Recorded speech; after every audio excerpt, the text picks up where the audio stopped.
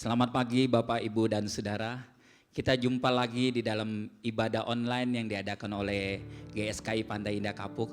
Saya percaya ada berkat-berkat khusus yang Tuhan sudah sediakan buat setiap pribadi kita semua. Amin. Kita mau siapkan hati kita untuk datang kepada Bapa kita di surga. Bapa, Engkau baik buat hidup kami. Kami boleh ada sebagaimana ada pada pagi hari ini. Itu oleh karena rahmat, kasih setia, dan kemurahan-Mu. Terima kasih Bapa. Kami mau menggunakan waktu ini dengan sebaik-baiknya. Di dalam hadirat-Mu Engkau melayakan keberadaan tubuh, jiwa, dan roh kami. Layakan kami, tahirkan kami Bapa. Bahkan kami minta Engkau mengubah kami di dalam hadirat-Mu. Ubah kami dengan kebenaran firman yang akan disampaikan oleh hamba-Mu. Pagi hari ini kami persilakan Roh Kudus bekerja dengan sebebas-bebasnya di dalam ibadah kami. Dan kami mau membuka ibadah kami di dalam nama Tuhan Yesus Kristus. Haleluya. Mari katakan, Engkau ada bersamaku. Engkau ada bersamaku di setiap musim hidupku.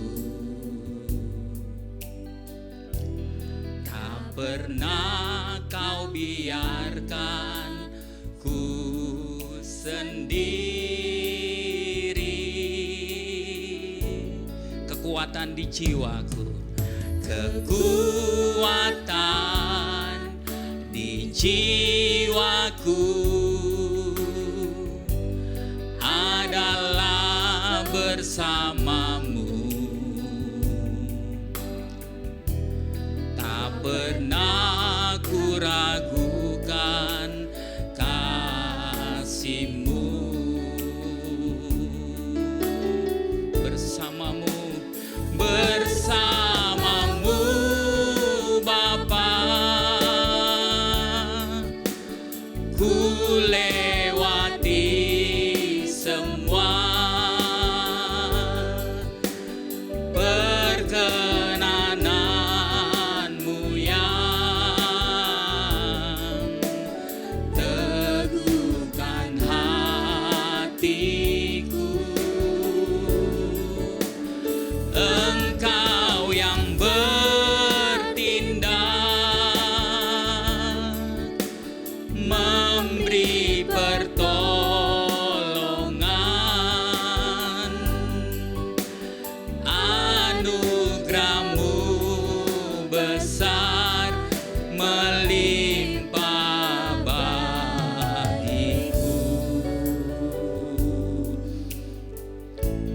Engkau ada bersamaku. Haleluya. Mari naikkan pujian ini kembali. Engkau ada bersamaku di setiap musim hidupku. Tak pernah Kau biarkan ku sendiri.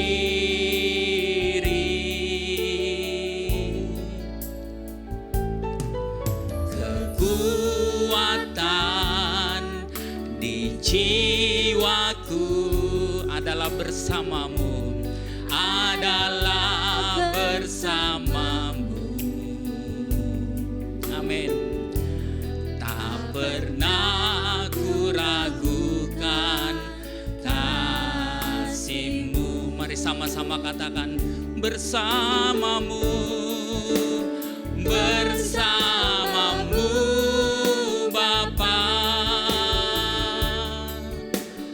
ku lewati semua perkenanan-Mu yang teguhkan hatiku.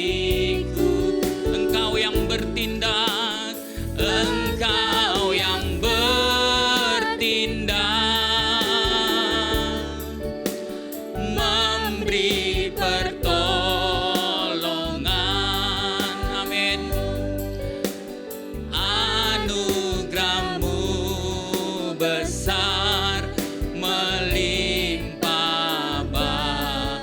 Mari angkat hatimu, angkat tanganmu di hadapannya, katakan bersamamu, bersamamu Bapa.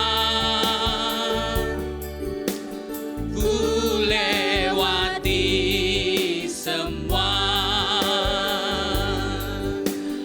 perkenananmu yang teguhkan hatiku. Engkau yang bertindak, Engkau yang bertindak, memberi pertolongan.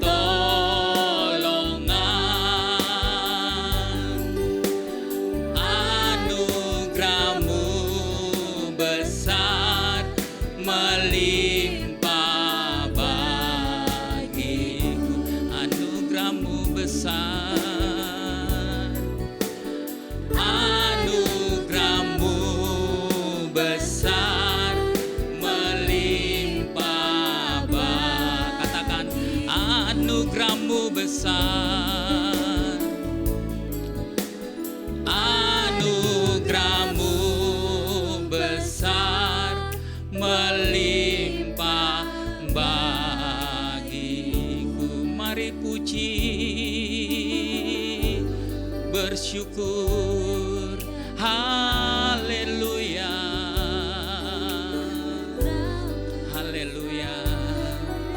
Pujian bagi Allah kami, haleluya. Ditinggikan namamu, haleluya, haleluya, haleluya, haleluya,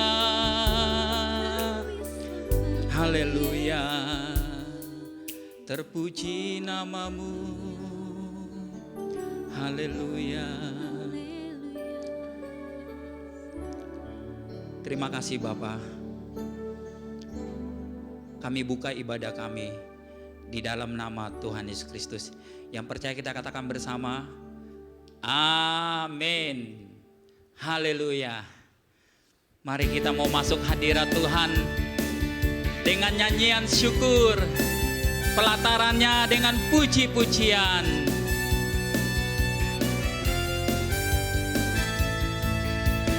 Masuk hadiratnya dengan hati bersyukur, amin.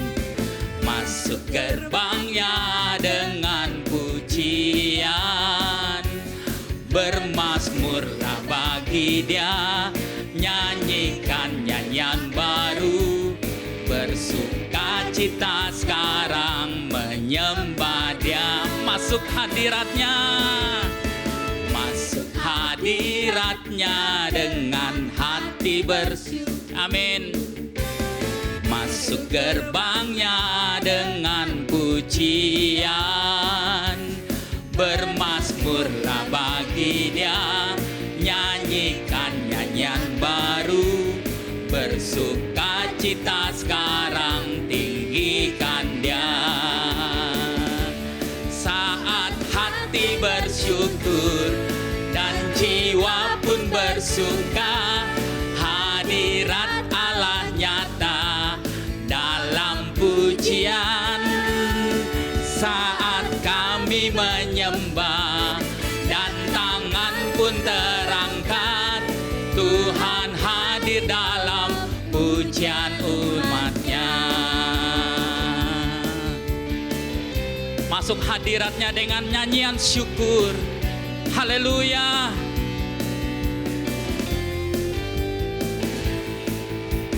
Masuk hadiratnya dengan hati bersyukur, amin.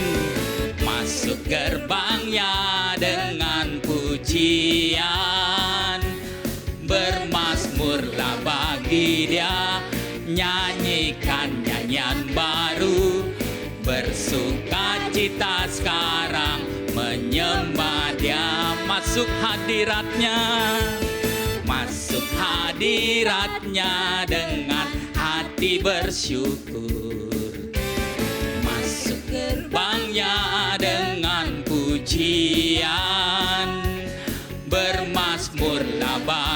Dia, nyanyikan nyanyian baru, bersuka cita sekarang, tinggikan Dia saat hati bersyukur. Amin. Dan jiwa pun bersuka, hadirat Allah nyata dalam pujian. Saat kami menyembah dan tangan pun terangkat, Tuhan hadir dalam pujian. Saat hati bersyukur, saat hati bersyukur, dan jiwa pun bersuka, hadirat Allah nyata dalam pujian. Saat kami menyembah dan tangan pun terangkat, Tuhan hadir dalam pujian. Tuhan hadir, Tuhan hadir dalam pujian umatnya. Tuhan hadir, Tuhan hadir dalam pujian umatnya. Kami menerima sukacita surga turun atas hati kami dalam hidup kami. Haleluya. Terima sukacita surga, terima sukacita surga, itulah kekuatan bagi jiwa. Ku dapat rasakan kasih-Nya di tengah badai yang bergelora. Terima sukacita surga, itulah kekuatan bagi jiwa. Ku dapat saksikan kuasa-Nya, taklukkan badai yang bergelora. Haleluya, Kau ada dalam hati. Amin. Yes. Takkan hilang kekuatanku. Haleluya, ku mau bersorak bagimu. Sukacita surga nyata penuhiku. Terima sukacita surga, terima sukacita surga, itulah kekuatan bagi jiwa. Ku dapat rasakan kasih-Nya di tengah badai yang bergelora. Terima sukacita surga, itulah kekuatan bagi jiwa. Ku dapat saksikan kuasa-Nya, taklukkan badai yang bergelora. Haleluya, Kau ada dalam hati, takkan patah. Amin. Takkan hilang kekuatanku. Haleluya, ku mau bersorak bagimu. Sukacita surga nyata penuhiku. Haleluya, haleluya, Kau ada dalam hatiku. Takkan patah semangatku, takkan hilang kekuatanku. Haleluya, ku mau bersorak bagimu. Sukacita surga nyata penuh sukacita. Sukacita surga nyata penuhi. Sukacita surga, sukacita surga nyata penuhiku.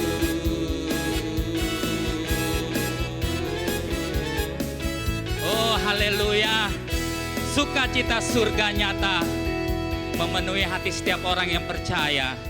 Haleluya. Tiba saatnya kita akan mendengarkan kebenaran firman Tuhan. Mari siapkan hati kita sebagai tanah-tanah yang subur, sehingga ketika benih firman itu ditaburkan, dia dapat bertumbuh berbuah untuk kemuliaan Bapa di surga. Angkat aku dalam kemuliaan-Mu, supaya kami dapat terbang tinggi bagai Raja Wali ya Tuhan.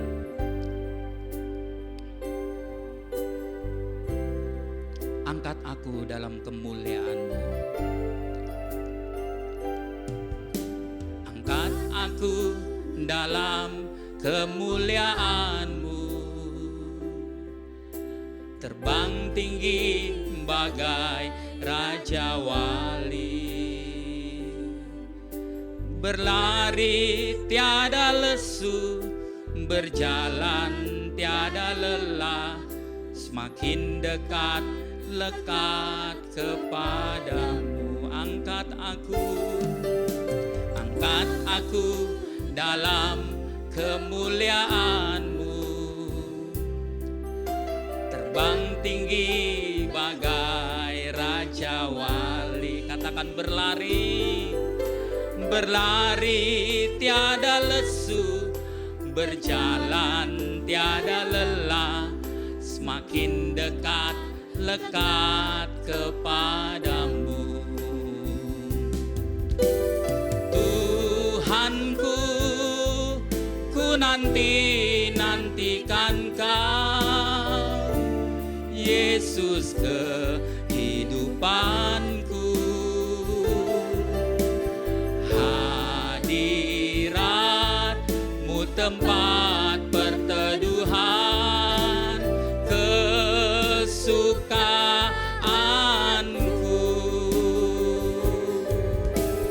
Tuhanku, ku perlu pemulihan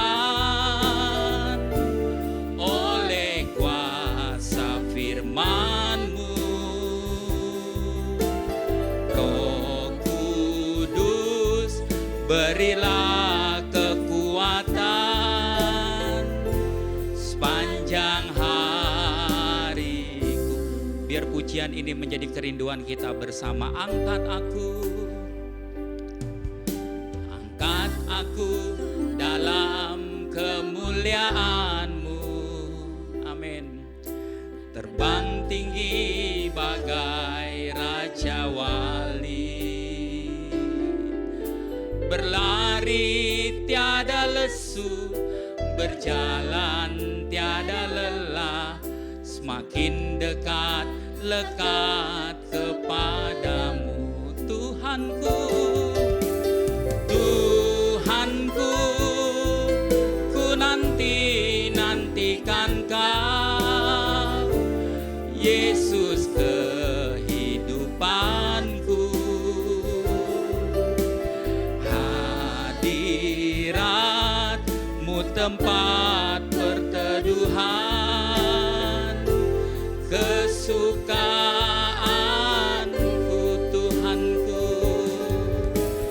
Tuhanku, ku perlu pemulihan oleh kuasa firman-Mu. Roh Kudus, berilah kekuatan sepanjang hari. Katakan Tuhanku,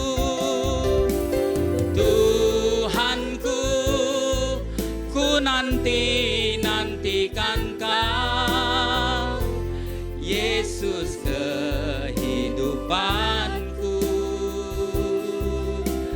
Hadirat-Mu tempat perteduhan kesukaanku. Katakan Tuhanku, ku perlu pemulihan oleh kuasa firman-Mu. Roh Kudus, berilah kekuatan sepanjang hari. Roh Kudus, berilah kekuatan. Roh Kudus, berilah kekuatan sepanjang. Sekali lagi katakan, Roh Kudus, berilah kekuatan. Roh Kudus, berilah kekuatan sepanjang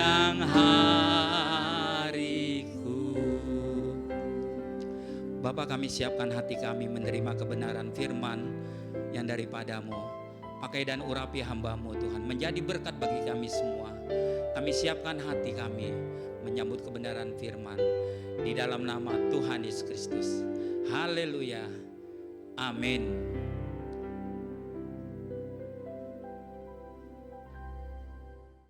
Shalom Bapak Ibu sekalian. Selamat hari Minggu. Di pagi Minggu ini kita kembali akan belajar firman Tuhan. Kita baru saja mendengar puji-pujian dan penyembahan untuk Tuhan. Hendaknya kita siapkan pikiran dan hati kita supaya firman Tuhan ini dapat masuk ke dalam pikiran maupun hati kita. Tujuannya adalah agar kita berubah. Mari kita siapkan hati, pikiran dengan kita berdoa. Mari kita berdoa. Bapa di surga, pagi ini kami kembali hadir Tuhan. Kiranya berkat-Mu turun atas kami semua. Kiranya firman demi firman dapat kami mengerti dengan benar. Agar setiap kali kami mendengar firman terjadi pencerahan. Pencerahan demi pencerahan agar kami semakin diubahkan. Dan hidup kami semakin menyenangkan Tuhan. Bapa di surga, pagi ini kami akan belajar. Ada satu anomali dalam hidup orang percaya. Sehingga kami mengerti kebenaran ini dan kami tidak melakukan kesalahan yang sama. Pakai mulut hamba-Mu untuk menyampaikan kebenaran ini. Hanya di dalam nama Tuhan Yesus kami berdoa. Amin. Bapak Ibu sekalian, di dalam dunia medis kejiwaan ada satu istilah kepribadian ganda. Kepribadian ganda adalah kondisi di mana seseorang memiliki dua atau lebih kepribadian yang berbeda. Ini sebenarnya adalah gangguan jiwa. Gangguan identitas disosiatif namanya. Dissociative identity disorder. Hal ini disebabkan karena pengalaman trauma di masa lalu yang berulang-ulang sehingga yang mengalami ini tidak tahan, jiwanya pecah sehingga terjadi pribadi-pribadi yang banyak. Jadi terjadi pola asuh yang intimidatif yang lama, bisa juga terjadi bencana atau penganiayaan. Sehingga pribadi manusia yang harusnya cuma satu pribadi menjadi beberapa pribadi. Misalnya, pribadi yang pertama tampil dengan sopannya. Tenang, baik hati, dan sebagainya. Tapi suatu hari timbul pribadi yang keduanya ini. Yang disebut dengan alter ego. Pribadi yang kedua ini begitu kasar, sangat impulsif, berbeda. Seolah-olah kita bisa melihat manusia yang berbeda, padahal orangnya sama. Kepribadiannya banyak. Suatu saat dia tampil, bahkan dalam keadaan yang sangat fatal, seseorang bisa merasakan bahwa dirinya itu sebenarnya hewan. Wah, ini kacau. Penyakit ini penyakit yang sulit disembuhkan. Makanya dibutuhkan usaha yang sungguh-sungguh dan bantuan dari para ahli. Tetapi tetap sulit untuk diobati. Di ujungnya ia akan biasanya cenderung untuk melakukan bunuh diri, depresi, dan lain sebagainya. Ironinya gejala-gejala yang mirip ini terjadi juga dalam kehidupan rohani orang Kristen. Ada orang yang pribadi pertamanya itu yaitu perilakunya di dalam gereja. Bayangkan, Bapak Ibu tentu tahu kalau seseorang ada di gereja. Semua berubah menjadi seolah-olah malaikat. Bicaranya pun menjadi halus. Shalom. Halus sekali. Tapi ketika keluar dari gereja, begitu diserempet sedikit sama motor, keluar juga. Bukan shalom tapi syaiton. Aduh, aslinya keluar. Aduh. Ini semacam kepribadian ganda. Di gereja bisa bertindak seolah-olah halus. Tapi di luar gereja bisa bertindak dengan pribadi yang berbeda. Ya. Penyebab utamanya tentu ada beberapa. Yang terutama adalah ajaran yang salah. Kalau seseorang diajar dengan salah, maka persepsi yang ada dalam pikirannya juga salah. Maka bagaimana ia hidup juga salah. Mengapa seseorang memiliki pribadi ganda dalam kehidupan rohaninya? Salah satunya adalah karena ajaran yang salah. Sehingga menghasilkan persepsi yang salah dalam diri orang itu. Solusinya tidak ada lain kecuali harus diajar ulang. Yang bersangkutan atau pribadi ini harus diajar ulang. Harus diformat ulang cara berpikirnya, pengertiannya. Harus diajar berdasarkan Alkitab. Itu pun tidak mudah. Manusia harus mengerti bahwa dahulu awal mulanya ketika manusia belum jatuh ke dalam dosa, Adam dan Hawa hidupnya natural di Eden. Hidup bersama Tuhan. Berkomunikasi dengan Tuhan pun secara natural. Langsung. Tidak diformat berdasarkan doa A, doa B, hafalan, apalagi kalau hafalan doanya. Komunikasi kok hafalan. Kalau mantra itu hafalan. Ini banyak sekali salah kaprah dalam praktek sehari-hari. Perlu diformat ulang cara berpikirnya, pengertiannya, akal budinya. Makanya dalam Roma 12 ayat 2 dikatakan, jangan seperti dunia ini, tetapi berubahlah, bertransformasilah. Kita harus bertransformasi menurut pembaharuan akal budi. Akal budi kita mesti diperbaharui. Jangan memiliki pengertian yang salah. Jangan memiliki persepsi yang salah. Dahulu pada mulanya, kehidupan Adam dan Hawa di Eden sangat normal. Tidak ada format-format agamawi. Tidak ada. Tidak ada yang namanya, yang ini agamawi, yang ini sekuler. Tidak ada. Ya, di Eden bahkan tidak ada gereja. Tidak ada bait Allah. Tidak ada jam doa di Eden. Di Eden berkomunikasi langsung dengan Tuhan setiap saat. Demikian juga Tuhan bicara langsung. Tapi itu sebelum jatuh di dalam dosa. Jadi di Eden tidak ada pembedaan antara kegiatan yang satu itu rohani, yang satu itu sekuler. Tidak ada. Karena semuanya yang di Eden adalah perintah Tuhan. Dan semua perintah Tuhan tentu saja rohani. Dalam Kejadian 1 ayat 28. Di situ manusia diperintahkan beranak cuculah. Jadi beranak cucu itu kegiatan rohani. Mula-mula di Eden. Karena ini belum jatuh dalam dosa. Jadi pernikahan itu rohani di Eden. Karena Tuhan yang menciptakan pernikahan.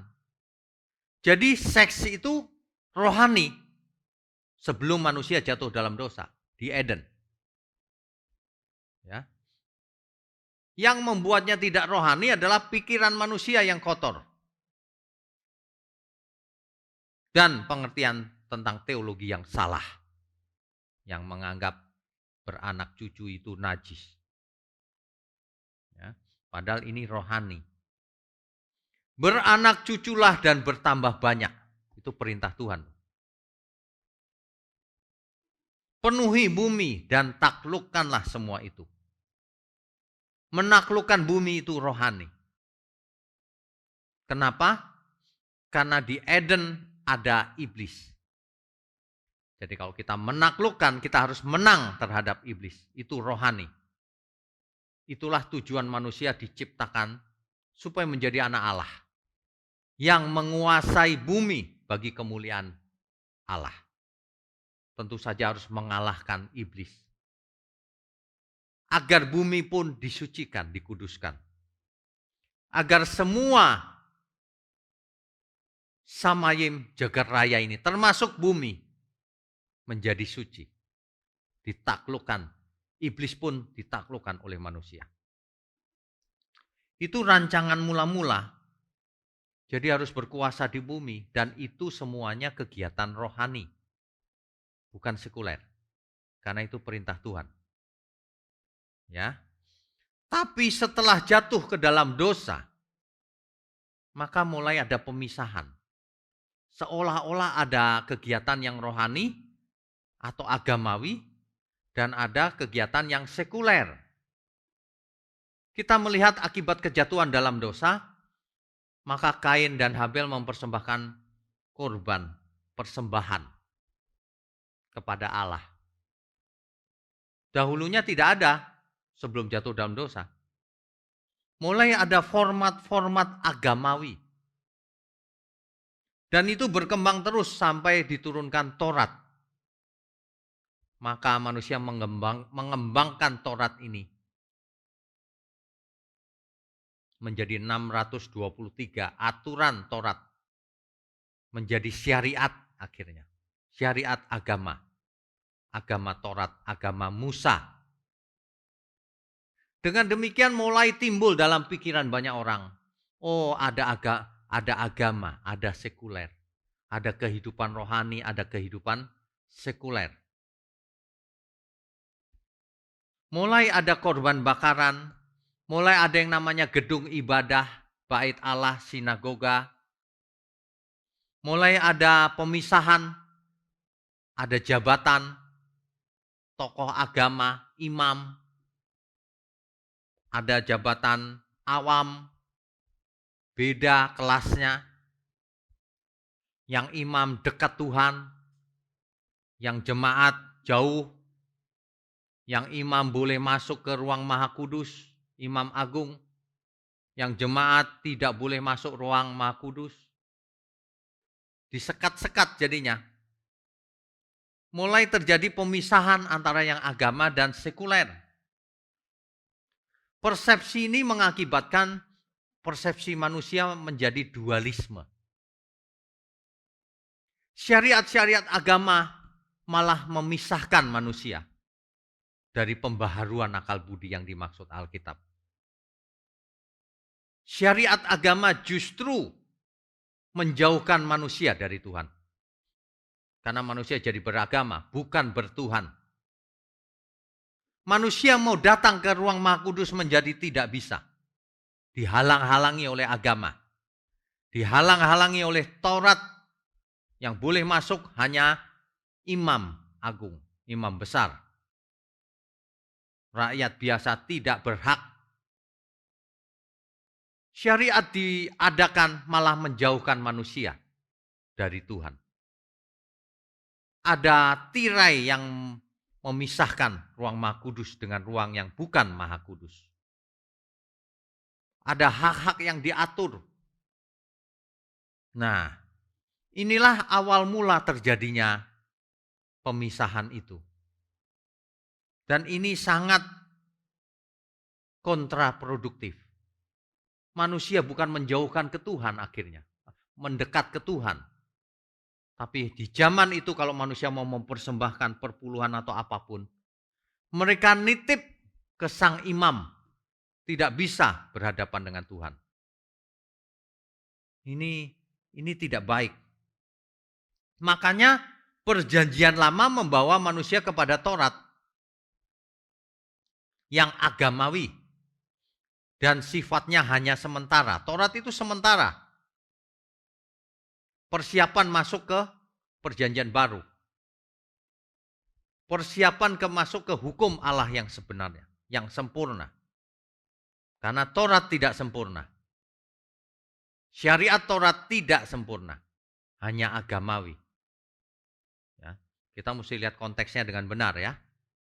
Mesti jujur. Ya. Coba kita baca Galatia 3 ayat 11. Galatia 3 ayatnya yang ke-11.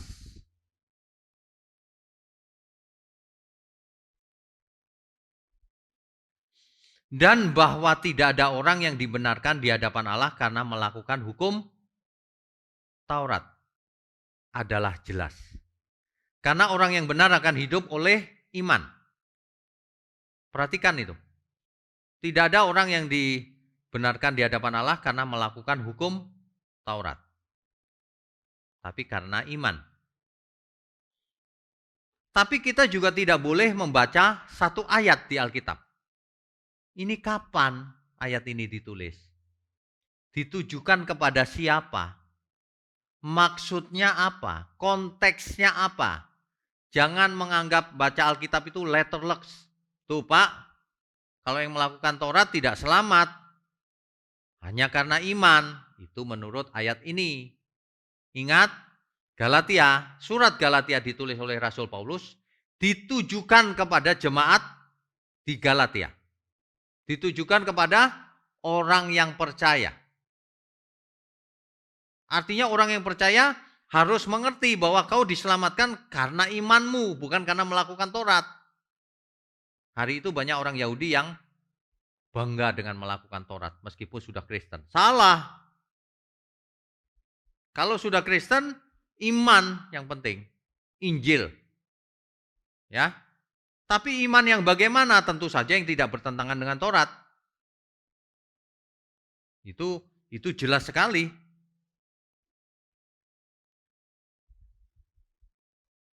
Selamat itu karena iman. Iman itu apa? Iman itu tentu saja melakukan. Bukan diam saja mengaku di mulut. Iman itu melakukan. Melakukan apa? Kehendak Bapa. Sebab barang siapa tidak melakukan kehendak Bapa, meskipun ia memanggil Tuhan, Tuhan, meskipun ia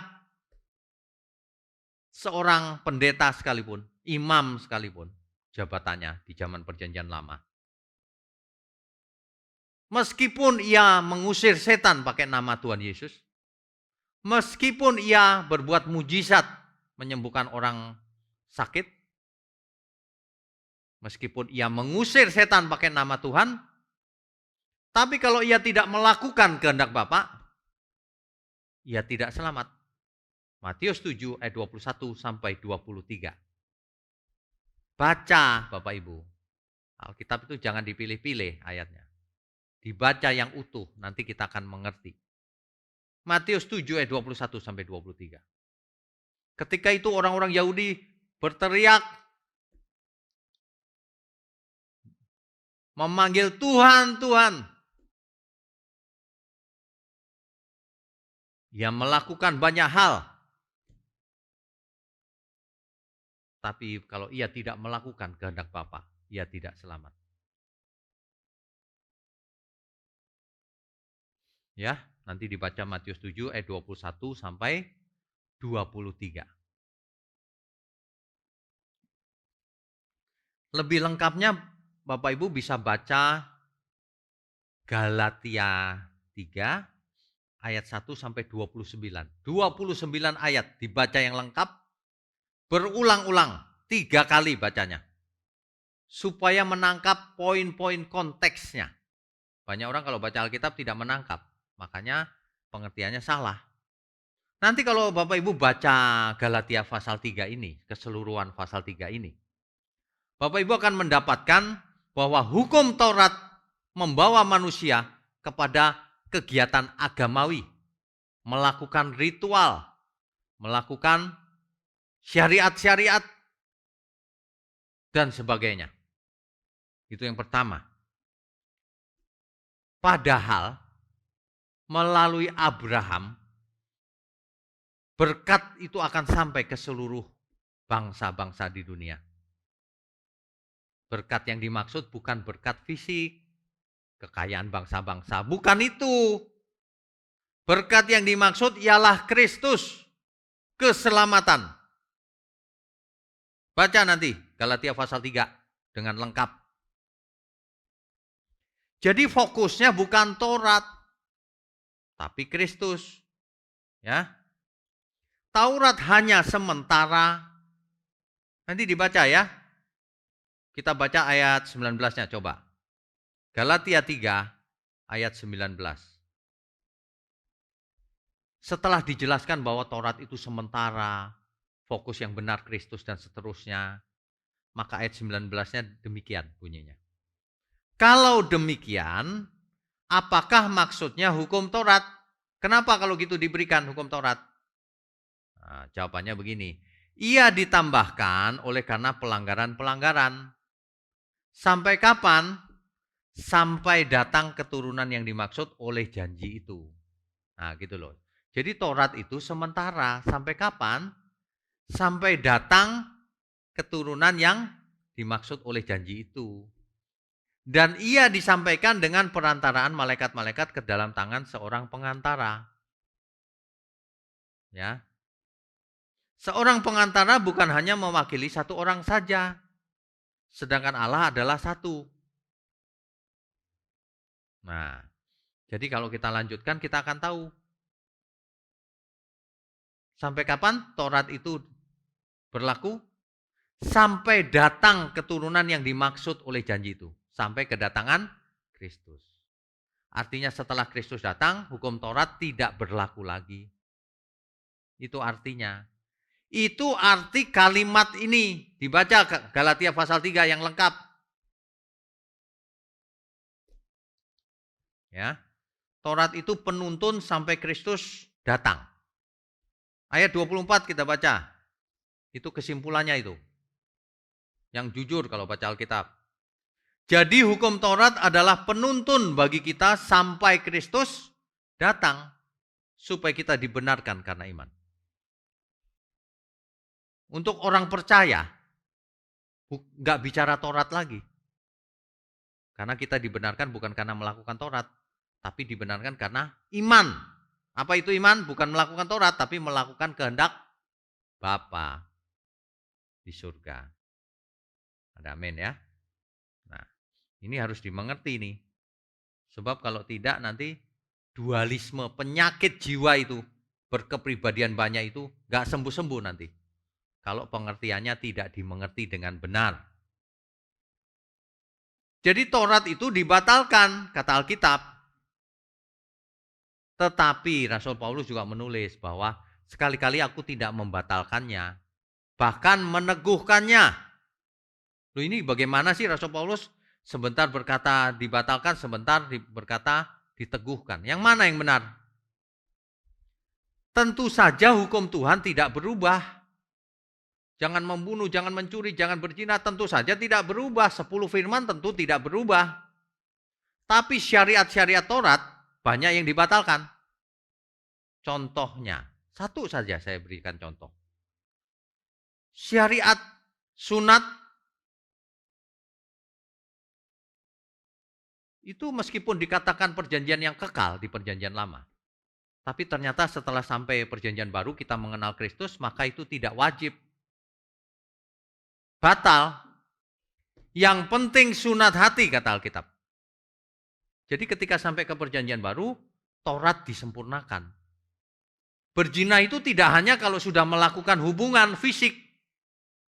Berzina itu ketika seseorang melihat perempuan lain, lalu tergerak nafsunya, maka dia sudah berzina dalam hatinya. Jadi Tuhan Yesus menjelaskan inti Taurat, inti kebenaran, inti hukum Allah secara sempurna.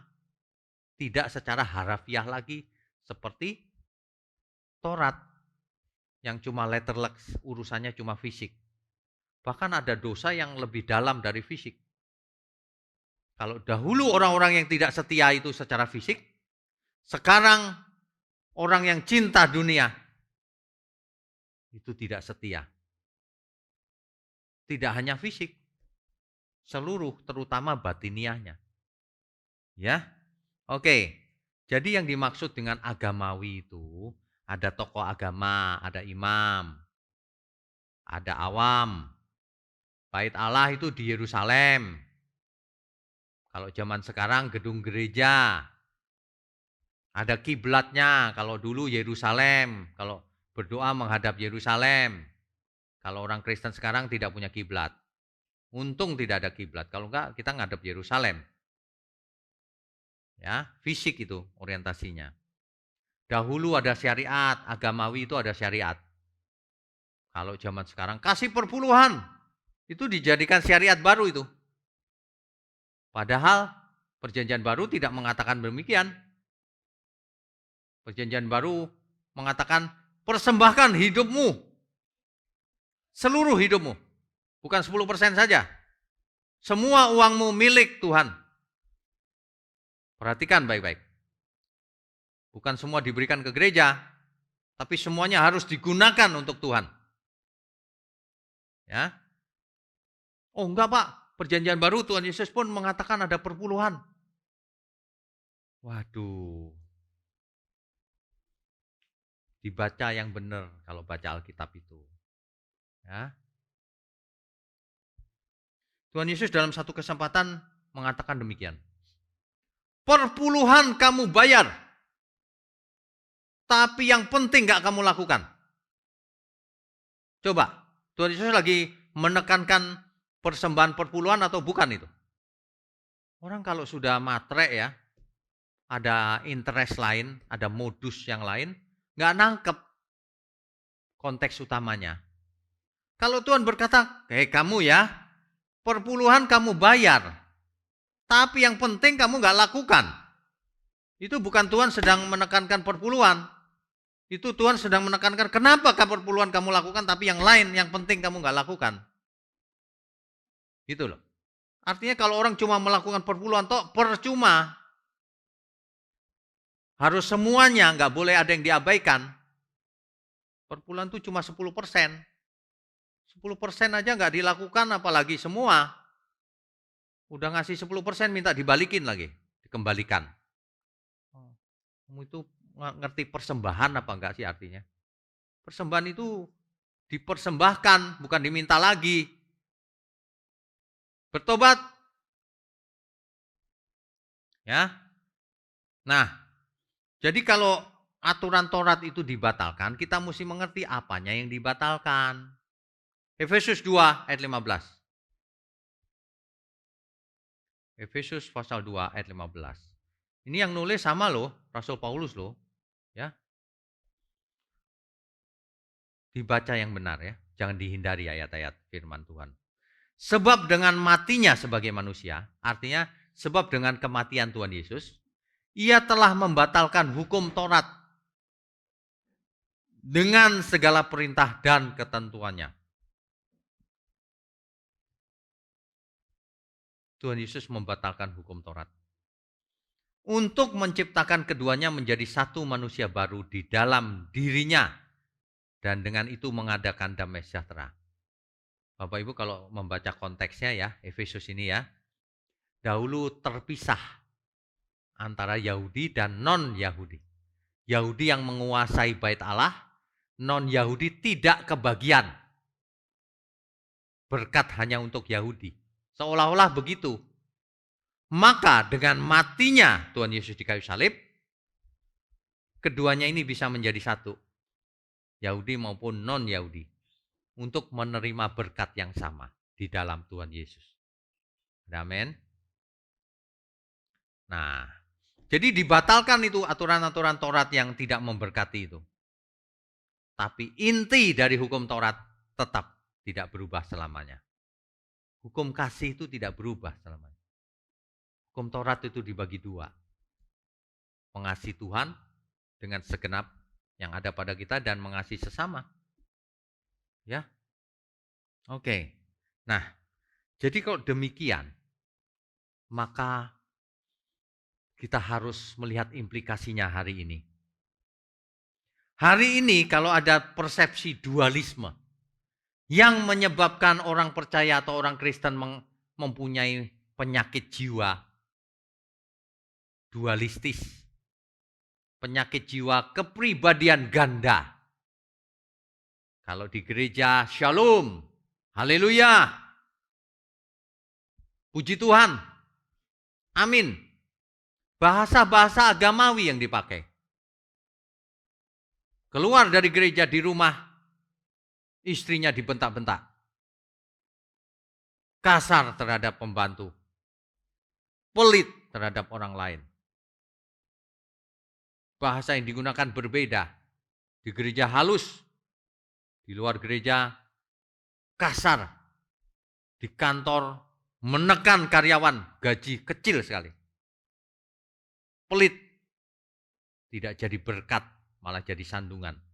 Ini seperti orang yang bermuka dua. Ini seperti orang yang sakit jiwa. Di gereja jadi orang rohani. Di luar gereja, lebih jahat daripada sekuler.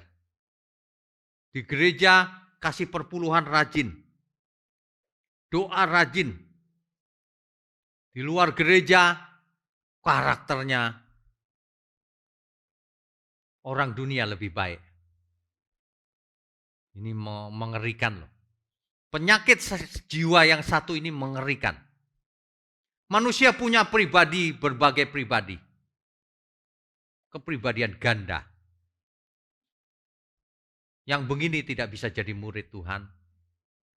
Lagi pula kita harus sadar, Tuhan tahu segalanya, percuma. Memangnya Tuhan di gedung gereja saja.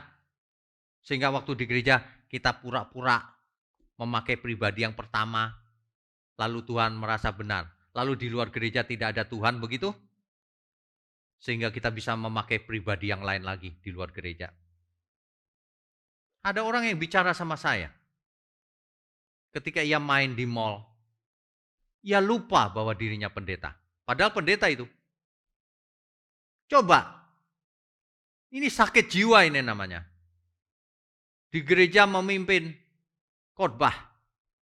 Di mall lupa kalau dirinya pendeta. Bahkan ia melakukan hal-hal yang memalukan. Sakit jiwa ini. Alter egonya muncul ketika di luar gereja. Pribadi yang lain muncul ketika di luar gereja. Banyak kejadian seperti itu. Waduh, ini penyakit jiwa ini. Suatu hari saya ada di bank. Saya mendengar ada seorang pendeta marah-marah di bank itu. Gara-garanya ia mengajukan kredit. Sama petugas kreditnya ditanya macam-macam dong. Diminta dokumen ini, dokumen itu. Marah-marah dia. Saya hamba Tuhan, tidak mungkin saya bohong. Wah, ini sakit jiwa ini. Ia merasa kalau hamba Tuhan lalu merasa harus diistimewakan. Sakit jiwa. Justru karena hamba Tuhan harus merendah, melayani. Apa tidak pernah mendengar? Yang merendahkan justru ditinggikan Tuhan. Yang meninggikan diri justru direndahkan. Waduh, banyak sekali orang sakit jiwa. Baik di dalam gereja, apalagi di luar gereja. Mari kita dengan firman Tuhan pagi ini, kita belajar. Apakah kita masih sakit jiwa? Pulang dari gereja, apakah kita lalu memakai pribadi yang lain lagi? Sehingga kita tidak dikenal bahwa kita anak Allah. Kalau orang melihat kita, apakah orang berkesimpulan kita anak Allah atau bukan? Kalau bukan berarti kita punya pribadi banyak. Berkepribadian ganda. Ada something wrong dalam jiwa seseorang. Kalau ia sampai memiliki pribadi lebih dari satu. Anak Allah yang maha tinggi, pribadinya cuma satu. Pribadi yang seperti Kristus. Dimanapun ia ada. Kapanpun. Dalam segala hal. Ada amin?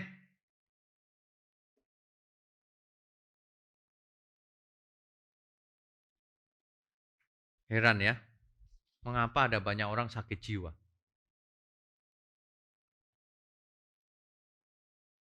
Menikah di gereja, diberkati, tapi baru 1 bulan diceraikan istrinya. Sakit jiwa itu namanya. Di syuting dalam pemberkatan nikah. Membaca janji nikahnya di hadapan Bapa, Putra, dan Roh Kudus. Di hadapan para malaikat dan jemaatnya. Berani loh mengatakan janji nikah. Amin katanya. Tapi berapa bulan kemudian berani selingkuh. Berani meninggalkan istrinya. Bahkan ada yang memiliki anak baru lahir, bayi lucu. Bisa loh dia pergi ke tempat lain, meninggalkan dan tidak kembali lagi. Di internet foto-foto dengan cewek lain. Sakit jiwa itu namanya. Berani janji pakai nama Tuhan. Kalau hamba Tuhan berani janji melayani Tuhan. Habis khotbah, berbuat dosa dia. Sakit jiwa itu namanya. Kita itu ya, hidup cuma 1 kali. Jangan sampai kita sakit jiwa.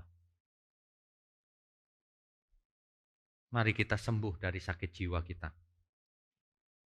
Dalam kadar tertentu kita semua ada sakit jiwanya. Mari kita jujur. Ada. Cuma kadarnya ada yang parah, ada yang tidak. Ada yang tinggal sedikit sakitnya. Ada yang masih banyak. Mari kita introspeksi diri. Jangan kita punya sakit jiwa di gereja dan di rumah dan di kantor. Beda-beda pribadinya. Enggak jadi berkat.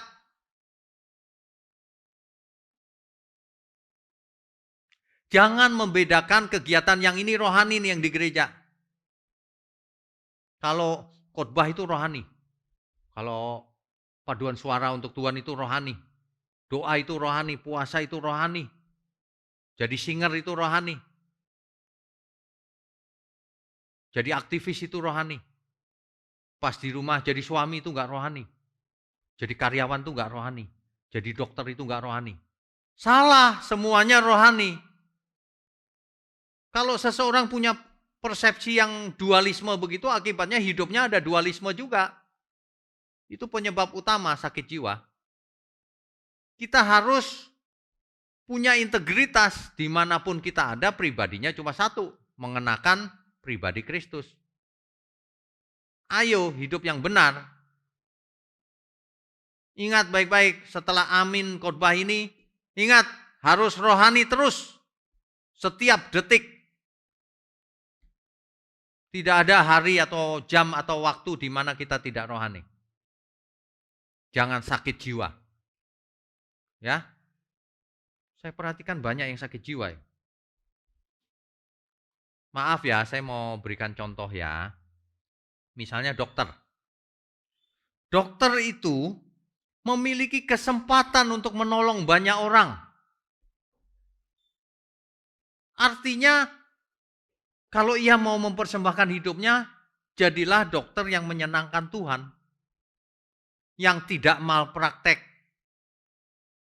Yang kalau pasiennya tidak punya uang, tidak usah bayar. Yang punya nurani. Yang melakukan segala sesuatunya untuk menolong orang demi kemuliaan Bapa di surga, kemuliaan Tuhan Yesus. Profesi yang lain juga sama.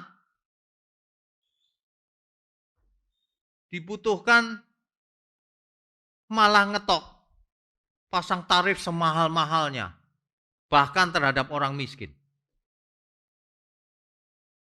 Yang begitu mah sakit jiwa namanya.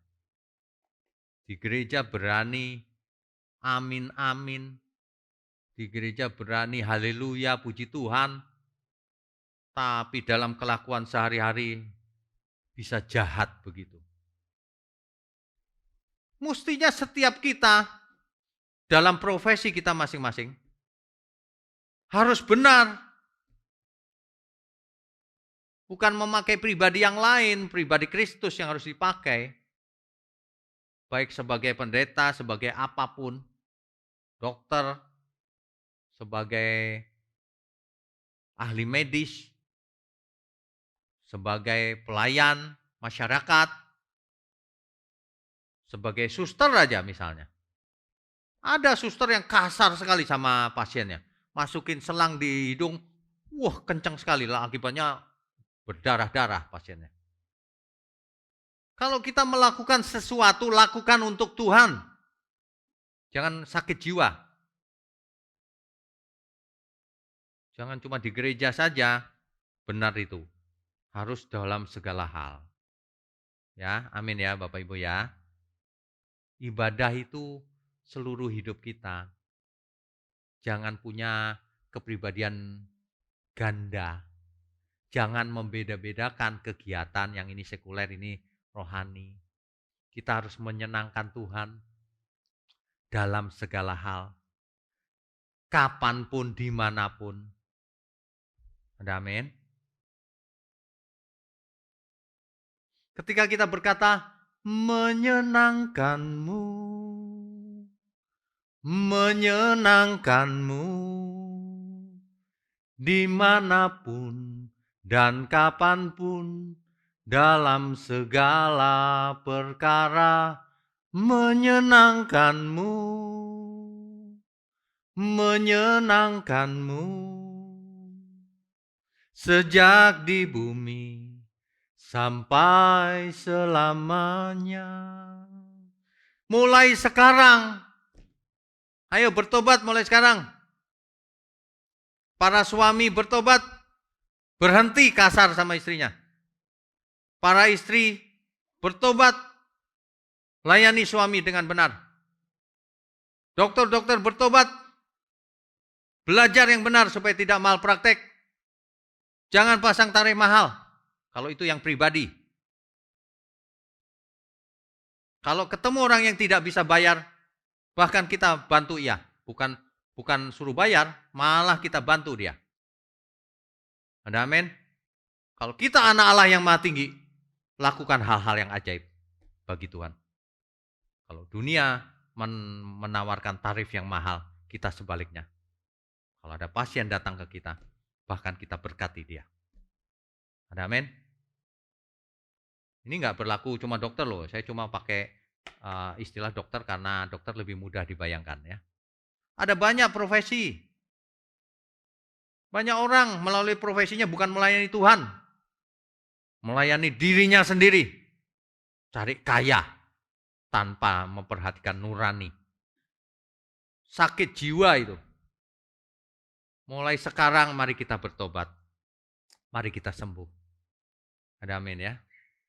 Bapak Ibu, kalau pagi ini tersinggung itu bagus. Tapi ingat, tersinggung saja percuma. Menyesal percuma.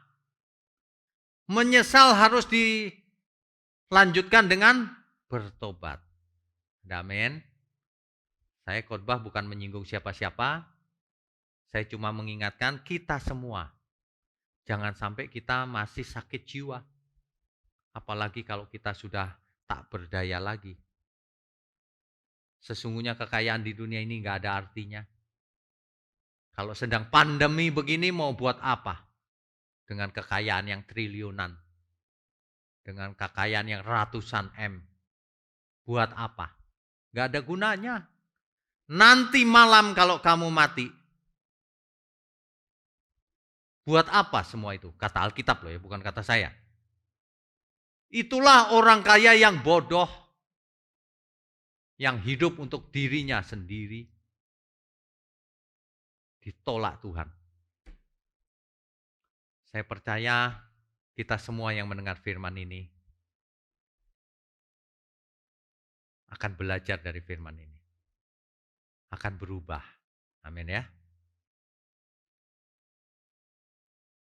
Jemaat GSKI Pantai Indah Kapuk yang saya kasihi,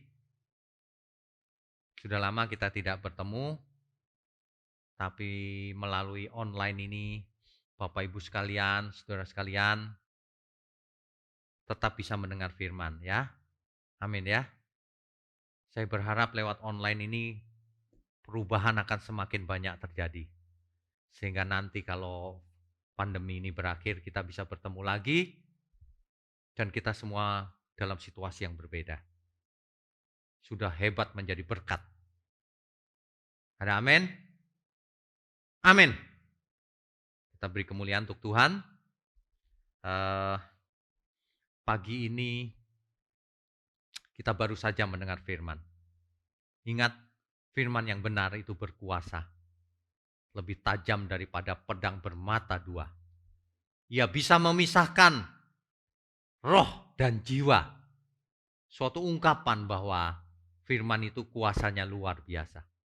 Yang tidak mungkin bisa menjadi mungkin.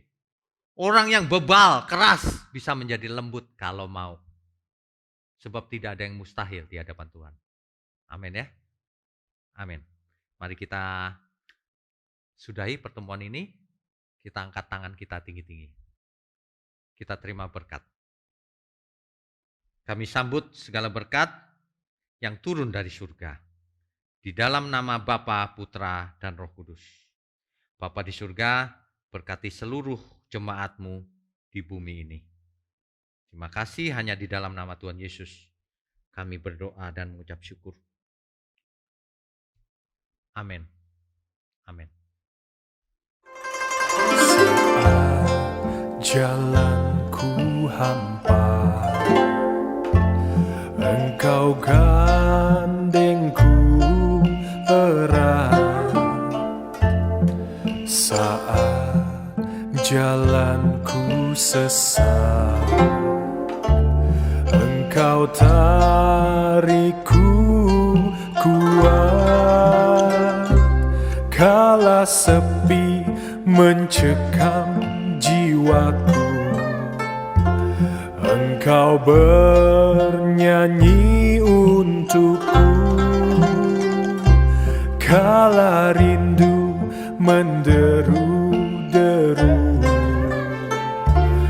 Engkau datang kepadaku. Permata hatiku, Engkau sangat ku cinta. Permata hatiku, Engkau sangat ku cinta. Permata hatiku, Engkau sangat